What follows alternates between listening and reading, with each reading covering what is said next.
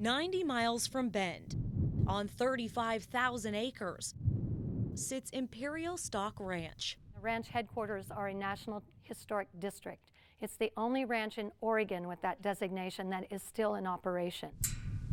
A historic ranch older than a century, owners Jeannie and Dan Carver are keeping business afloat in a modern economy. I had at one point up to 20 women doing production, knitting, weaving, felting, cut and sew, and we started producing apparel within 120 miles of the ranch. Jeannie and her team were already sending products from the ranch to the runway when the phone rang. I picked up the phone and said hello, and he just started rolling with questions on the yarn, just as fast as he could go.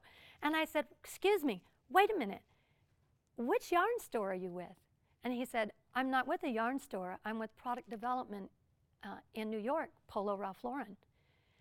And I literally said, you're kidding me. One of the biggest names in fashion wanted to use her wool to make this year's Olympic parade sweaters. Yeah, well, what's really amazing is you found us. How did you find us? He said, well, I've been doing my research, and I also walked into a luxury yarn store in New York. I said, I'm looking for an American yarn. Who do I call?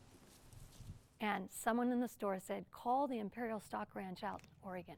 In a collaboration with 40 U.S. partners, more than 6,000 pounds of wool, more than 5 million yards of yarn, and 650 uniforms for Team USA were made. This touches so many people. There are so many people involved in this. It isn't about the Imperial Stock Ranch. It's about the thousands of people that have been involved in this. From a New York design firm to an Oregon ranch, a realization of Jeannie's dream to make products without having to cross an ocean. This is something you can't even dream of. I couldn't even dream this big. This doesn't happen to people like us.